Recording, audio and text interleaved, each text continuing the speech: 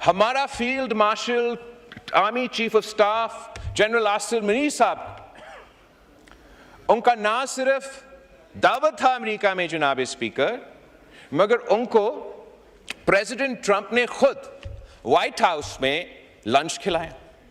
अब मैं आपसे पूछना चाह रहा हूं, क्या ये किसी शिकस्त शुदा फौज को इस किस्म का दावत दिया जाता है?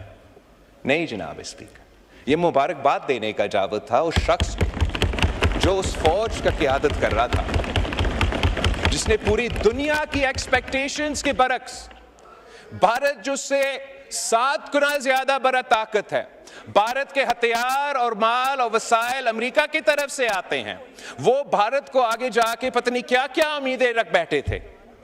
उस कामयाबी का सिलसिले में वो लंच, ना सिर्फ वो लंच हुआ, प्रेसिडेंट ट्रंप के जो भी बयानात है उस लंच के बाद आप उस पर देख लें, वो आज भी नजर आ रहा है कि भारत का बयानिया, भारत हार चुके हैं, पाकिस्तान जीत चुका है, एक और जंग लड़ना पड़ेगा।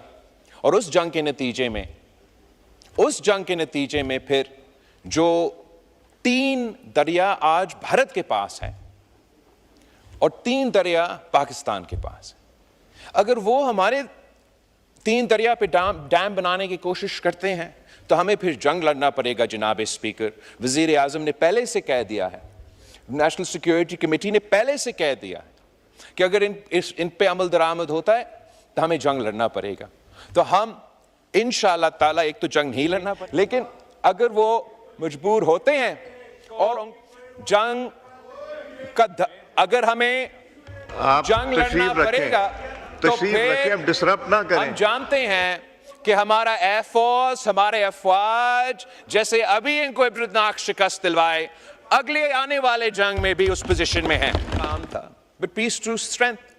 हम एक जंग जीत चुके थे, उनका 6 जहाज गिरा चुके थे, और हमारा मौक़िफ़ ये कि हमने सीज़ फायर तो हासिल कर ली, लेकिन जब तक इस खित्ते में हम मुस्तकिल अमन कायम नहीं करेंगे तो ये ना पाकिस्तान के अवाम के मफाद में है, ना भारत के अवाम के मफाद में है। 3 अहम इश्यूज हैं जिस पे हमने आवाज़ उठाए। एक तो कश्मीर का मौक़िफ़, जो हमेशा पाकिस्तान के लिए एक अहम मौक़िफ़ रहा है। कश्मीर के अवाम की जो उम्मीदें हैं, जो उनका हक है, जहाँ तक यूनाइटेड नेशंस की रेजोल्यूशंस के मुताबिक, उस पे ना सिर्फ हमने बात किए, मगर अगर आप पिछले हुकूमत का 2019 में जब कश्मीर का हमला हुआ और उनका वज़ीर आज़म यहाँ खड़ा था, मैं उधर बैठा था, और हम सब ने देखा कि उसकी रिएक्शन में हमारा वज़ीर आज़म साहब ने उस वक्त कहा कि मैं क्या करूं, आप क्या चाहते हो कि मैं भारत के साथ जंग छेड़ दूं? अगर मेरा अल्फाज आपको गलत लगे, आप वो रिकॉर्डिंग देख लें। रिकॉर्डिंग हम सब ने ये देखा कि वज़ीर आज़म साहब ने उठ के कहा कि मैं क्या करूं, आप क्या चाहते हो, मैं जंग छेड़ दूं। लेकिन मैं फख्र के साथ कह सकता हूं कि इस दफा जब कश्मीर पे हमला हुआ, जब पाकिस्तान पे हमला हुआ, भारत के तरफ से हमला हुआ, तो पाकिस्तान डरा नहीं, झुका नहीं, हमने जंग की, और वो जंग जीत चुके। जब पिछला हुकूमत का रद्द अमल ये था कि हम कश्मीर हाईवे को आज के बाद श्रीनगर हाईवे कह देंगे, जब पिछला हुकूमत का रद्द अमल ये था कि हर फ्राइडे को बाद नमाज जुम्मा पाकिस्तान के अंदर हम सब खड़े होके, जहां भी हम होंगे वहीं के वहीं खड़े होके कश्मीर के लिए आवाज उठाएंगे, इस हुकूमत का जवाब यह था कि इन कच्चे जहाज गिराएं, उनको मजबूर किए कि सीज़ फायर हो, और जो इन खान साहब के हुकूमत के बाद भारत जोर और शोर से कहता था कि कश्मीर हमारा अंदरूनी मामला बन चुका है। अब बैनुल-अक़वामी ऑब्जर्वर्स हमारा ये टूर में मान रहे हैं कि ये तो एक आलमी इशू, इंटरनेशनल इशू बन चुका है। तो सबसे पहले सक्सेस ये है कि हमने कश्मीर कॉज को, जो माजी में अंदरूनी मामला में तब्दील कर चुका था, एक बैनुल-अक़वामी मामला बन चुका है। ये कश्मीरियों का सबसे बड़ा कामयाबी है कि यूनाइटेड नेशंस हो या यूनाइटेड स्टेट्स का सदर हो, वो सब कहते हैं कि मीडिएशन हो, बैनुल-अक़वामी इशू है। भारत भी बैनुल-अक़वामी इंटरनेशनल तक तो वो खुद नहीं पहुंचे अभी तक। वो ये जो उनका पुराना अल्फाज थे ना, अंदरूनी मसला, वो तो उससे पीछे हट चुके हैं। बैनुल-अक़वामी जहां बाकी दुनिया पहुंच चुके हैं, वो यहां तक तो नहीं पहुंचे। मगर भारत का अपना असेसमेंट ये है कि कश्मीर का मसला एक बायलैटरल इशू है, जिसपे हम पाकिस्तान भारत के दरमियान तय हो सकता है। और कश्मीर के हवाले से जनाब स्पीकर, जिस तरीके से जगह जगह, चाहे वो यूनाइटेड नेशंस हो, यूनाइटेड स्टेट्स हो, यूरोपियन यूनियन हो, हर जगह एक ऐसा हमदर्दी है। इसलिए मैं समझता हूं कि दुनिया ये देख रहा है कि जो भी तरीक़ेकार इजराइल ने गज़ा में इम्प्लीमेंट करने की कोशिश की, वैसा ही मोदी ने कश्मीर में करने की कोशिश की, और इसकी वजह से एक हमदर्दी पैदा हो रहा है। और मैं उम्मीद करता हूं कि हम ये जद्दोजहद जारी रखेंगे और इंशाअल्लाह ताला हम कश्मीर के अवाम को इंसाफ दिलवाएंगे। जो दूसरा सबसे बड़ा इशू जो सिंधु पे हमला हुआ है, जो भारत ने कहा है इस दहशतगर्दी का वाकया के बाद कि सिंतास मुआहिदा खत्म, और वो सिंतास मुआहिदा को इन अबायंस होल्ड कर रहे हैं ना। सबसे पहले ये तो गैर कानूनी है, इन अबायंस तो है नहीं। Indus water treaty even today is binding on India and Pakistan. मगर सिर्फ ये धमकी देना कि हम पाकिस्तान का पानी रोकेंगे, सिर्फ धमकी देना, ये धमकी ही यूनाइटेड नेशंस की चार्टर की खिलाफ वर्जी है। ये गैर कानूनी है, ये भारत नहीं कर सकता। इस धमकी पे अमल दरामद करने से, अगर खुदा ना खास्ता भारत ये फैसला करता है कि इसने इस धमकी पे अमल दरामद करना है, तो हमने अभी इनको इबरतनाक शिकस्त दिलवाएं। तो भारत के सामने दो ऑप्शंस है जनाब स्पीकर, दो ऑप्शन। या भारत, देखिए ये पहले भारत से फंडिंग लेते थे और इसलिए आज भी चीख रहे हैं। मैं भारत के अफरीदी साहब, जब आपके मेंबरान बोल रहे थे कोई डिस्टर्ब नहीं कर रहा था। ये don't force me to take action, please don't do that. नहीं जी, बात कीजिए, कोई जरूरत नहीं बात सुनने की। नहीं, आई डोंट नीड टू। जी बिलावल साहब, जहां तक भारत के लिए और मुल्क के अंदर जो भारत के सहूलतकार है उनके लिए दो ही ऑप्शंस हैं, दो ही ऑप्शंस। इन्होंने फाटा पे बात नहीं, मैं नहीं बात करने दूं। इनको फाटा पे बात करनी थी, मैंने करने दी। एक दफा दो दफा इन्होंने कहा एप्लीकेशन लिख के देनी, फाइनेंस मिनिस्टर साहब से मीटिंग इनकी अरेंज करा दी। अब ये प्रोसीडिंग शिकस्त दिलवाएं। तो भारत के सामने दो ऑप्शंस है जनाब स्पीकर, दो ऑप्शन। या भारत, देखिए ये पहले भारत से फंडिंग लेते थे और इसलिए आज भी चीख रहे हैं। मैं भारत के अफरीदी साहब, जब आपके मेंबरान बोल रहे थे कोई डिस्टर्ब नहीं कर रहा था। ये don't force me to take action, please don't do that. नहीं जी, बात कीजिए, कोई जरूरत नहीं बात सुनने की। नहीं, आई डोंट नीड टू। जी बिलावल साहब, जहां तक भारत के लिए और मुल्क के अंदर जो भारत के सहूलतकार है उनके लिए दो ही ऑप्शंस हैं, दो ही ऑप्शंस। इन्होंने फाटा पे बात नहीं, मैं नहीं बात करने दूं। इनको फाटा पे बात करनी थी, मैंने करने दी। एक दफा दो दफा इन्होंने कहा एप्लीकेशन लिख के देनी, फाइनेंस मिनिस्टर साहब से मीटिंग इनकी अरेंज करा दी। अब ये प्रोसीडिंग्स अनएथिकल। जी बिलावल साहब, एनीवे जनाब speaker, I am happy to ignore them, आप भी इग्नोर करें, अवाम भी उनको इग्नोर ही कर रहे हैं। मैं पानी पे बात करना चाहूँगा, भारत पे। भारत ने जो इस के बाद अब भारत के लिए दो ही ऑप्शंस हैं, दो ही ऑप्शंस, या वो सिंतास मुआहिदा मान ले, इंटरनेशनल कानून के मुताबिक अमल दरामद करे, उनका अवाम को अपना हिस्सा का पानी, हमारा अवाम अपना हिस्सा का पानी।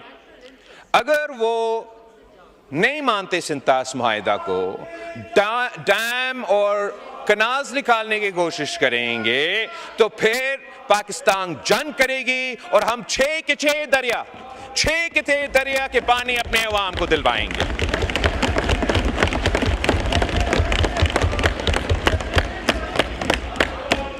तीसरा इशू जनाब स्पीकर, वो दहशतगर्दी का इशू है, और भारत ने ये कोशिश किया कि दहशतगर्दी का इल्जाम पाकिस्तान पे लगाए और उनका हमला को जस्टिफाई करें। इस मैदान में भी जनाब स्पीकर, मैं फख्र के साथ कह सकता हूं कि भारत हार चुका, पाकिस्तान जीत चुका। भारत का कोशिश ये था कि पाकिस्तान को बाकायदा एक टेररिस्ट स्टेट डिक्लेयर किया जाए। पाकिस्तान का नाम पाकिस्तान नहीं, टेररिस्तान से पुकारा जाए। वो चाह ये रहे थे कि चाहे वो फैटिफ हो, चाहे वो GSP प्लस हो, ये सारे जो फॉर्मूले हैं, इन फोरम्स में पाकिस्तान को नुकसान पहुंचाएं। इस हद तक इन्होंने कोशिश की कि पाकिस्तान को अपना IMF पैकेज ना दिया जाए, मगर हर महाज पे पाकिस्तान जीता, भारत हारा। पाकिस्तान जीता तो भारत हारा। आपने अपना IMF के सिलसिले में एक सियासी जमात ने इस मुल्क में माजी में हमारा IMF का प्रोग्राम को नुकसान पहुंचाने की कोशिश की, वो नाकाम रहे। इस दफा भारत ने कोशिश की, वो नाकाम रहे। जहां हम गए जनाब स्पीकर, वहां तो पीछा भारत के नुमाइंदे आए। तो जब हम यूनाइटेड नेशंस में थे और हमने यूनाइटेड नेशंस के फोरम पे पाकिस्तान की आवाज उठाया और हमारा दहशतगर्दी के हवाले से मौक़िफ़ भी प्रेजेंट किया, भारत का भी पूरा कोशिश था कि उनका मौक़िफ़ प्रेजेंट किया जाए और पाकिस्तान को UN में वो साबित करे कि हम दहशतगर्द ममालिक हैं। मगर मैं सलाम पेश करना चाह रहा हूं पाकिस्तान का फॉरेन ऑफिस को, पाकिस्तान के सफीरों को, कि हमारा वहां निकलने के बाद जैसे ही पाकिस्तान और भारत का डेलीगेशंस न्यूयॉर्क से रवाना हो गए, तो पीछे क्या हुआ? यूनाइटेड नेशंस ने यह फैसला कर लिया कि जो भी कमिटीज यूनाइटेड नेशंस में हैं, जो दहशतगर्दी को देखते हैं, जो तालिबान को देखते हैं, वहां उन्होंने पाकिस्तान को मुंतखब किया कि आप पाकिस्तान इन कमिटीज का सरबराही करे और दहशतगर्दी का। तो यहां भी अक़वाम मुत्तहिदा में जनाब स्पीकर, पाकिस्तान जीत चुका है, भारत हार चुका है। उसके बाद जनाब स्पीकर, हम अमेरिका के दारुल हुकूमत वाशिंगटन DC पहुंचे। वहां इजराइल लॉबी के बाद अगर कोई बड़ा लॉबी है तो वो इंडियन लॉबी है, और वो इंडियन लॉबी, इजराइल लॉबी और भारत की कमेटी ने मिलकर पूरी कोशिश की कि पाकिस्तान को बदनाम करे, पाकिस्तान को नुकसान पहुंचाए और भारत की बयानिया को कहीं न कहीं से, स्टेट डिपार्टमेंट से, व्हाइट हाउस से, कांग्रेस में, किन थिंक टैंक से, कहीं न कहीं से भारत का मौक़िफ़ को कोई न कोई सपोर्ट करे। मगर मैं फख्र के साथ कह सकता हूं जनाब स्पीकर कि हर महाज पे एक बार फिर भारत हारा, पाकिस्तान जीता। भारत कह रहा था कि हम दहशतगर्द हैं, हम दहशतगर्दी फैलाते हैं, और दुनिया उनके साथ थे पाकिस्तान को इससे रोकने के लिए। जैसे जब हम उधर थे और फिर जैसे हम निकले, जो अमेरिका का अफवाज का अहम रहनुमा है, वो अपना कांग्रेस का कमेटी से खिताब कर रहा था, और उस कमेटी का खिताब में उनका फौज ने ये कहा, अमेरिका के फौज ने ये कहा कि Pakistan has been a phenomenal partner in combating terrorism. तो ये भारत का बयानिया उनका हाउस में, उनका अफवाज की तरफ से, उनकी हुकूमत की तरफ से रद्द किया गया। वहां का जो स्टेट डिपार्टमेंट है, हमारा भी मुलाकातें हुए, उनके भी मुलाकातें हुए। उसके बाद मीडिया के इंटरैक्शन में उनका स्टेट डिपार्टमेंट के नुमाइंदे से सवाल पूछा गया कि क्या आप कश्मीर के कॉज में और भारत और पाकिस्तान का मसला में प्रेसिडेंट ट्रंप मीडिएट करने के लिए तैयार है? तो वहां भी उनका स्टेट डिपार्टमेंट का नुमाइंदा ने कहा कि जी हां, प्रेसिडेंट ट्रंप इस मसला का हल निकालने के लिए तैयार है। यह भी भारत की हार है, पाकिस्तान की जीत है। जनाब स्पीकर, इससे भरकर उसी आदमी, उसी शख्स पे जिस पे भारत में सबसे ज्यादा तंकीद हो रहा था, जिनके बारे में पता नहीं हमें क्या क्या सुनने पे मजबूर किया गया, झूठे बेबुनियाद इल्जामात, प्रोपेगेंडा, हमारा field marshal, army chief of staff general Asim Munir साहब, उनका ना सिर्फ दावत था अमेरिका में जनाब स्पीकर, मगर उनको प्रेसिडेंट ट्रंप ने खुद व्हाइट हाउस में लंच खिलाया। अब मैं आपसे पूछना चाह रहा हूं, क्या ये किसी शिकस्त शुदा फौज को इस किस्म का दावत दिया जाता है? नहीं जनाब स्पीकर, ये मुबारकबाद देने का दावत था उस शख्स को जो उस फौज का क़यादत कर रहा था, जिसने पूरी दुनिया की एक्सपेक्टेशंस के बरक्स, भारत जो से 7 गुना ज्यादा बड़ा ताकत है, भारत के हथियार और माल और वसाइल अमेरिका की तरफ से आते हैं, वो भारत को आगे जाके पता नहीं क्या क्या उम्मीदें रख बैठे थे। उस कामयाबी का सिलसिले में वो लंच, ना सिर्फ वो लंच हुआ, प्रेसिडेंट ट्रंप के जो भी बयानात है उस लंच के बाद आप उस पर देख लें, वो आज भी नजर आ रहा है कि भारत का बयानिया, भारत हार चुके हैं, पाकिस्तान जीत चुका है।